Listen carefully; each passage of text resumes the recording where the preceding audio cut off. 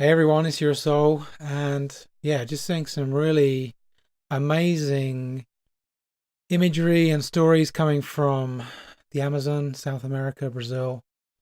Apparently, from imagery, stories, satellite imagery, and so on, a very large amount of the forest of South America is currently on fire. And actually, I've been told also in the northern areas of Russia as well. So, aside from the obvious catastrophe for people on the ground and the implications for the rest of the world in terms of pollution and lack of oxygen and all the issues that deforestation brings, there's some really twisted and messed up politics going on behind the scenes of this that we all really need to look at. And I'll go through and explain what I understand to be going on here, and at least on the surface, and then I'm going to bring up some suggestions for what we can do in response to this. Obviously, it's definitely not a straightforward situation. You can't just magically reappear an entire rainforest after you've destroyed it, but we've got to do the best we can. So, first of all, as you can see on here, they just grabbed a few memes off of social media. When Notre Dame was burning, the world's media covered every moment of it, and billionaires rushed to restore it. Right now, the Amazon is burning, the lungs of our planet. It's been burning for 3 weeks now. No media coverage, no billionaires. Now, I don't watch TV, but I'm going to take their word for that. The Amazon rainforest, one of the largest and most important ecosystems on Earth, has been burning for 3 weeks. The media has virtually ignored it. And this is a satellite shot that's turned up. And you can see this is, I mean, it's a huge area, basically, isn't it? Yeah, really shocking. And obviously, people on the ground are going to do what they can to put the fire out. There's not really much I can do about that. Probably the same for most people around the world, but other than maybe sending the money to help them. This is a video from apparently a couple of months ago where there was also fires burning.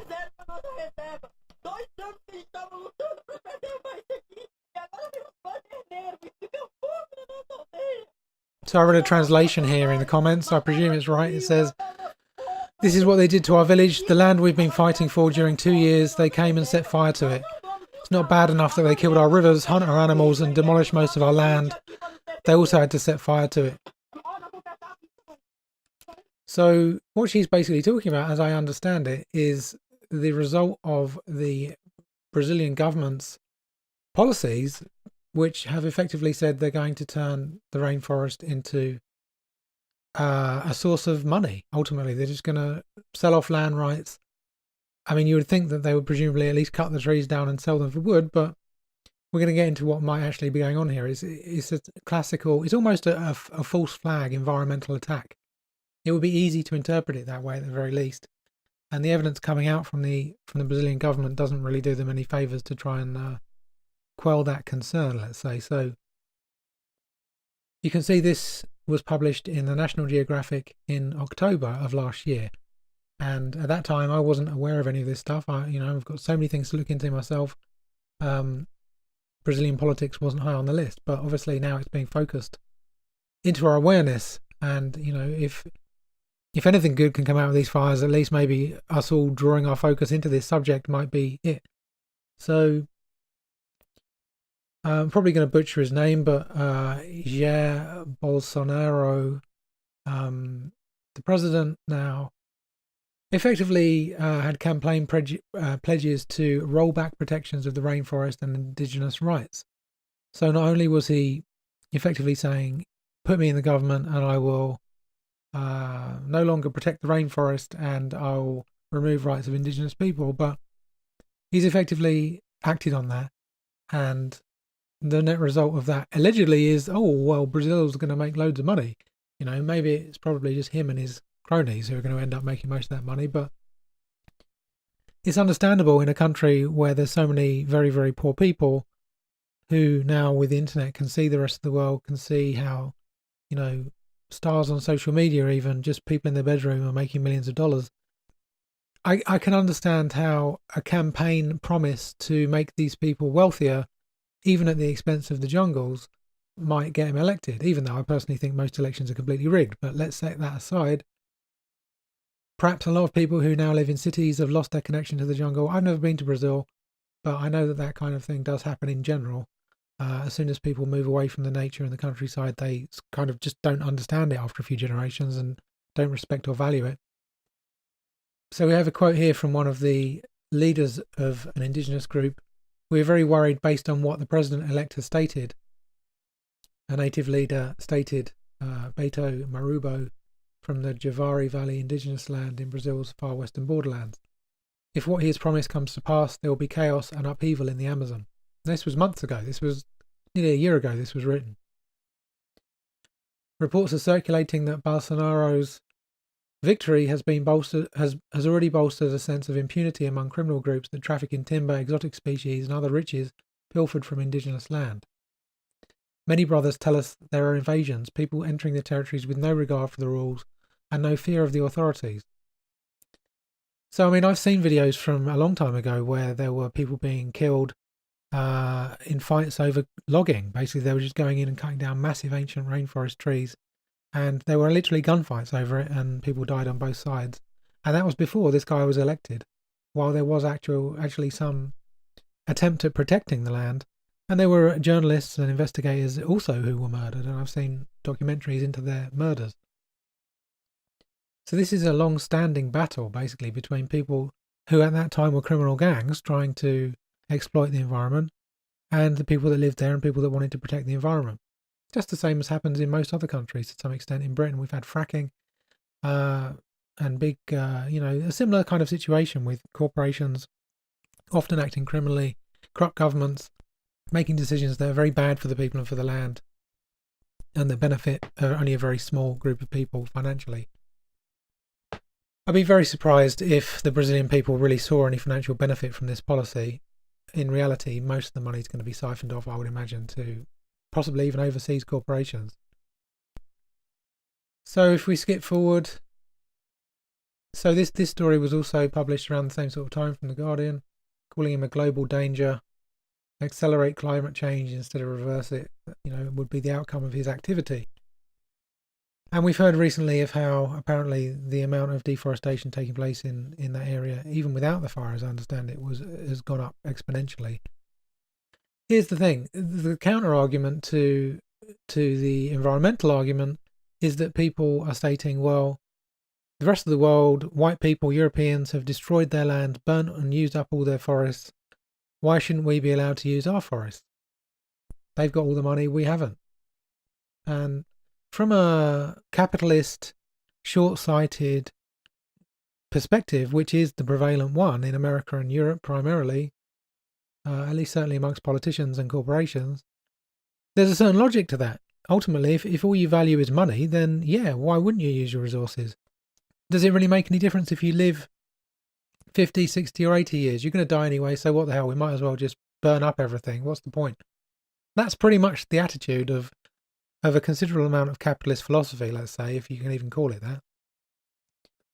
And it's really sad to hear that that's also spread to South America. The tribes, apparently, who have lived in balance and harmony with the forest for a very long time, gradually losing their voice and being ridiculed by people who really have no connection to the earth and have forgotten where they come from. I'm sure that's not everybody in Brazil by any means, but that's certainly a very common perspective that's held by many, many people around the world who somehow seem to think that money made from paper doesn't grow on trees. In fact, ironically, a lot of the money printed now is actually printed on a kind of oil-based material. So apparently money doesn't grow on trees anymore. Money is actually just produced from death, aka oil. So they're talking here about deforestation largely being driven by demand for land to grow soybeans, exported to feed livestock and to expand cattle farms. So despite people often claiming that this deforestation is actually to somehow magically feed vegans, even though vegans make up a very small percentage of the world's population, the reality is that most of the plants grown full stop on this planet are grown to feed animals to be eaten as meat. And animals require massively more resources to raise for food, pound for pound, than plant foods do that we could be eating. So one good option you have to improve the balance here is to actually go vegan and just adopt a plant-based diet ultimately, which is the best for health, confirmed by numerous studies and many, many people from lived experience. That's a side topic, but definitely a very important issue here.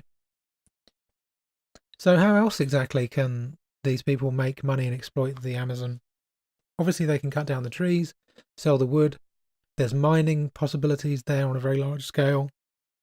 And obviously, there's the potential for, as it's stated here, essentially making massive industrial farms. So this story is from January this year, 2019, and it states here on Guardian again, hours after taking office, Brazil's new president, Jair Bolsonaro, has launched an assault on environmental and Amazon protections with an executive order transferring the regulation and creation of new indigenous reserves to the Agriculture Ministry, which is controlled by the powerful agribusiness lobby. So he effectively took what should have been a government's role of stewardship and protection of one of the planet's most sacred spaces, let's say, and turned it over to corporations. There will be an increase in deforestation and violence against indigenous people, said Dinaman Tuxa, the executive coordinator of the Articulation of Indigenous People of Brazil, APIB. Indigenous people are defenders and protectors of the environment. So he also took steps to change the policies so that the government would have control over non-governmental organisations, which kind of makes them no longer NGOs, right? I mean, a non-governmental organisation, by definition, doesn't have control coming into it from the government. So if the government controls them, then are they really NGOs anymore? Temporary decree, which expires unless it's ratified by Congress within 120 days, mandates that the Office of the Government Secretary Carlos Alberto dos Santos Cruz supervise, coordinate, monitor and accompany the activities and actions of international organisations and non-governmental organisations in the national territory. Bolsonaro, who has often criticised Brazilian and international NGOs who he accuses of sticking their noses into Brazil, defended the measure in a tweet. More than 50% of national territory is demarcated as indigenous land. Less than 1 million people live in these places, isolated from true Brazil, exploited and manipulated by NGOs. Together we will integrate these citizens. So he's drawn an imaginary division between the people who are living in the jungles and, quote, true Brazil, even though these people and their lives were there long before anything that he's talking about. It's really quite disgusting if you think about it. And we'll come on to that in the next post even more. He's talking about here having spending cuts on healthcare for indigenous people. We have figures for the general public that are much below what is spent on the healthcare for the indigenous. I find that slightly questionable given the extent to which indigenous people have an extensive knowledge of how to use plants for healing and so on. But anyway, during last year's election campaign, Bolsonaro promised to end demarcation of new indigenous lands, reduce the power of environmental agencies, and free up mining and commercial farming on indigenous reserves. His measure also gave the Agricultural Ministry power over new quilombos, rural settlements inhabited by descendants of former slaves. So we get the idea. Basically, he's very right-wing, very capitalist-minded, very anti-ancestral wisdom, let's say. And basically he views these folks as subhumans, is what it comes down to. And, you know, I mean, if you look at some of these people in the pictures, I think there's some down here, you know, it's easy to make a case for why you might class them as too weird or like caveman-like or something like that, and, you know, not to be trusted or respected. But ultimately, at the end of the day, no matter what you might think about their beliefs or how they live, the fact is they've survived there for a very long time without destroying the rainforest, and yet somehow they're the uncivilized people. Questionable. So here's a piece that's more recent, and this is from July this year. He wants to destroy us, Amazon tribes say. Indigenous leaders gathered in Altair do Norte to discuss how best to defend their lands against the anticipated onslaught. Bolsonaro's no good, he said. He wants to destroy the lot of us, bomb our villages. That's the news I heard. So in July, the indigenous people were saying they're hearing that there's plans for literally some kind of war against them. Now, the Amazon's on fire, which would equate to being a war against them. I wonder how they managed to predict that. Now, here's the thing. This is where we get into the actual conspiracy, let's say, of this, or the realistic possibility of what's actually going on. The president is claiming effectively that it's the NGOs now who have set these fires off in order to make him look bad. and to cause problems for Brazil because he took their money away. Now, on the surface of this, that's the most ridiculous thing I've heard in a long time. Ultimately, the NGOs are there, allegedly from their own perspective, to help the indigenous people maintain their rights and to protect the environment. So he's making out as if these groups are not really there for that. He hasn't. I've never seen him say exactly what he thinks they're there for. I mean, maybe he thinks they're there to take government money. I don't know, but at the end of the day, there's a lot easier ways of making money, right, than traveling to the jungle to try and get a government to give you money. And in this case, the government is in opposition to you anyway. It doesn't make much sense. And even if that was true, why would you burn the forest down? How would that help? Your claim to get money is that you need to protect the land against corporations and people of that nature coming and mining it and building farms and so on. If you burn the trees down, you've made it easier to justify having farms and mining go on in that place. So his claim literally makes no sense. And here's him literally saying this. Queimada na Amazônia, que no meu entender pode ter sido potencializada por ONGs, porque eles perderam grana, tá? Qual a intenção? Trazer problemas para o Brasil. É só estudar um pouquinho a questão do AAA na região amazônica, que no começo eu fui ridicularizado, mas continua sendo tratado, né, na sombra desses grandes encontros, né, que tratam do clima. Se fosse bom, o americano teria saído fora. Nós, por enquanto, estamos lá. Se vamos sair um dia, depende de quem estiver ao nosso lado. Certas brigas eu só posso comprar se tiver gente forte do meu lado.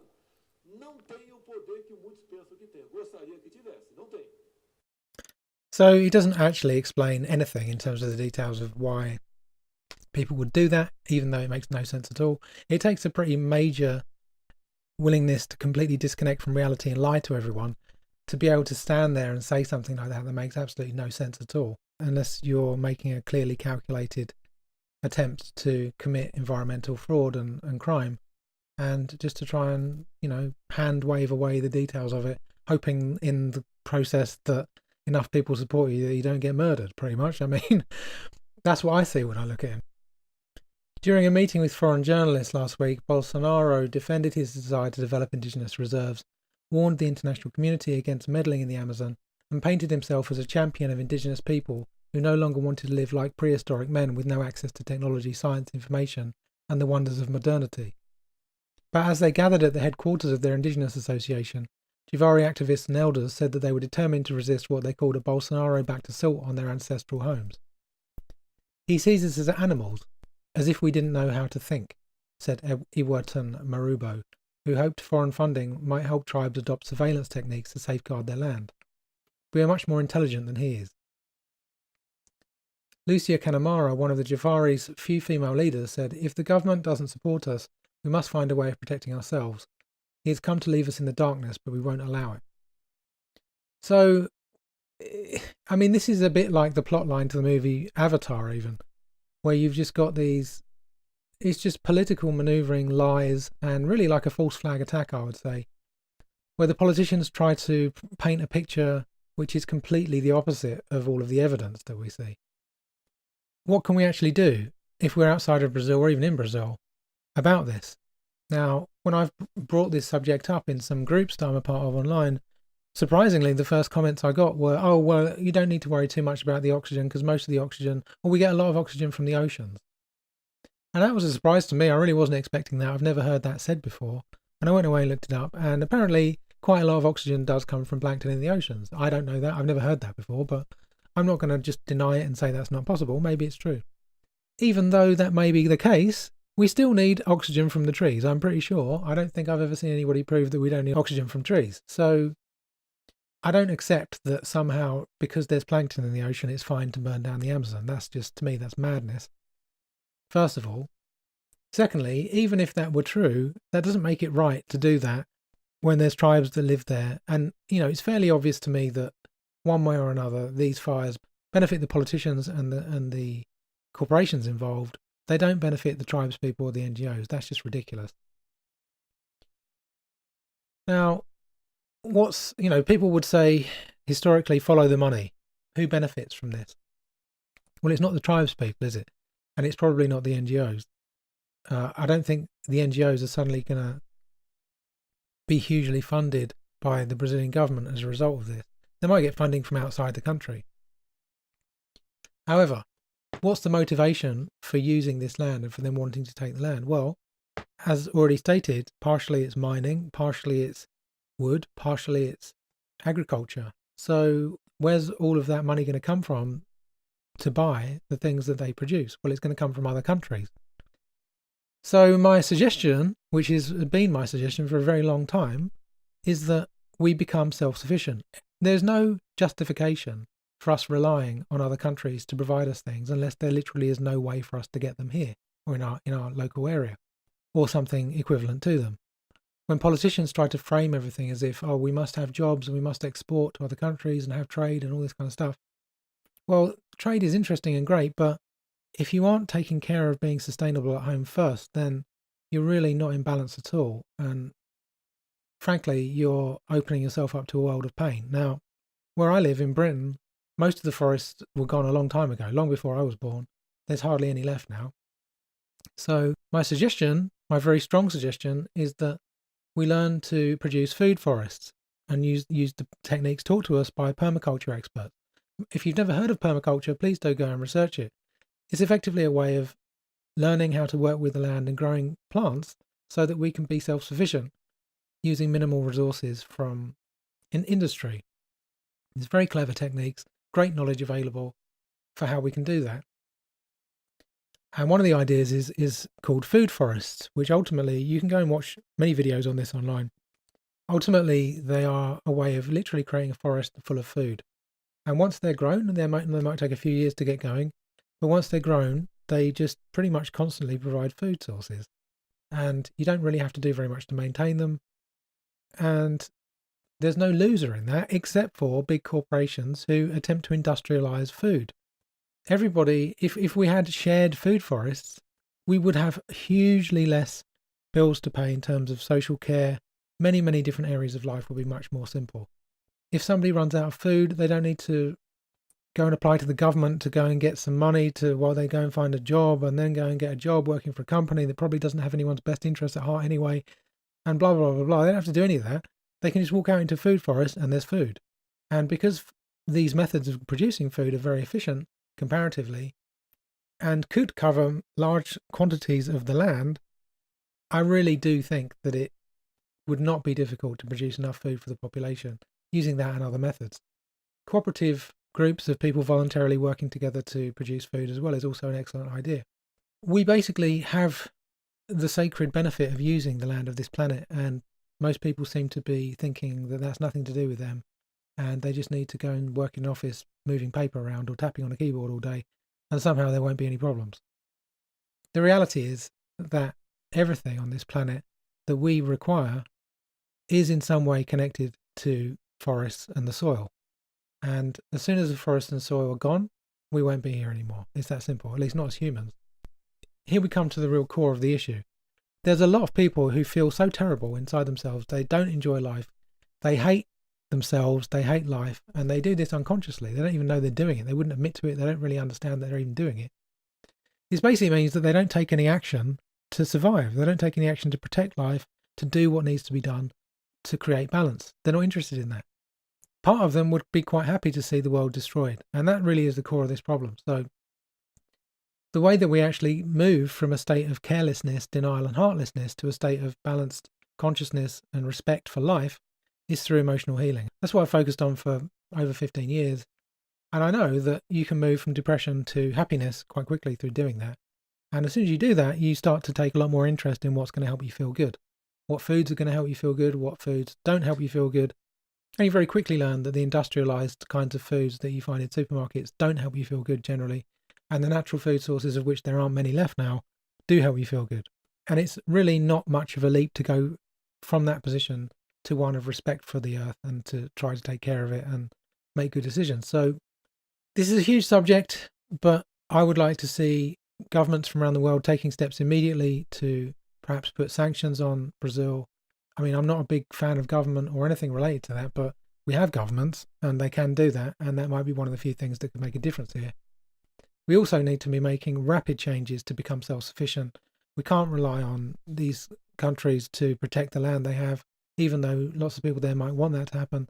The reality is that it only takes one corrupt government to get in, and suddenly it all goes to shit, basically, doesn't it? So, they themselves, some of them are saying, well, it's not fair for us to have to protect our forests, even though that would be a really dumb idea, right? But, we should be able to exploit the forests, and it's not down to other countries to tell us to protect them. Well, I think that's a dumb position, but the flip side to that is we should protect our own forests, and that is true, and we haven't been doing that. So solve the problems that you see in the world at home first. I personally would really like to see rapid transition away from a kind of money-oriented, politically driven madness towards something that's actually practical and that actually solves world problems. I've said many times that if politics was intended to solve problems, then we wouldn't have any problems, because we've had politics for so long, and yet somehow politics really only ever seems to add to the problems, sowing division, creating conquer and divide tactics, which is really what most of the politicians are doing, trying to build their own personal power by taking away the power of everyone else. And that's not balanced, and it doesn't solve any problems. And life is only going to get worse until we address this. So, let's use this massive red flag, this massive warning sign from the earth and from our atmosphere and our news sources to actually take action. And I don't think it's enough to just go storming through cities, protesting, shutting down stock markets and that kind of thing. I mean, it's good to grab people's attention, but if you don't actually have plans for action to practically improve life, then you're not going to achieve anything at all. We actually literally need more trees. We need more people growing food at home, less people driving to the supermarket and that kind of thing. Now, I've gone through a personal journey of learning how to grow food, and I would love to be completely self-sufficient at doing that. I know that it basically is impractical for me to do that and do all the other things I'm doing. So what I'd really like to do is to be able to come join up with other people in a community and actually work together to achieve shared goals. Unfortunately, I don't know of any in Britain. I know one or two here or there that are quite well known, who maybe are aligned with what I think, but they tend to often be quite controlling. They have a lot of rules which I don't agree with. So my only solution at this point is to put out information that people can use to find their own solutions and work together and build their own communities in their own way, in a way that is balanced with the earth. And that's what I'm gradually moving towards doing. I also do want to go, I was planning actually to go to South America and start a community down there, but it seems like that might not be the best idea right now. But ultimately, we need to come together in the ways that feel good to us to solve our problems collectively. And I see the internet as being a great tool in helping us do that and find the right people. But the next step is we need to actually physically come together. I know a lot of people are very frightened of doing that. They think that the governments are going to break them up and control them. And they do have a history of doing that kind of thing. But I think ultimately, as long as you are aligned in a powerful way from the heart and actually intending the right things for the earth, even if you do have problems from the rest of society, at least you did the right thing. And the power of positive, progressive action is ultimately a lot stronger than the power of destructive energy that doesn't come from the right place. So let's just build that life-sustaining intention and focus on that and show the world the benefits of that, rather than constantly fighting each other and pointing the finger. So if you've got anything to add to that and any comments, please do let me know down below. And if you like this, then definitely please do like, subscribe, reblog, resteam, share along on social platforms. It definitely helps my messages get heard by more people. It's going to help, in my opinion, it's going to help us find solutions to this more quickly. So yeah, let's do our best. Until next time, peace.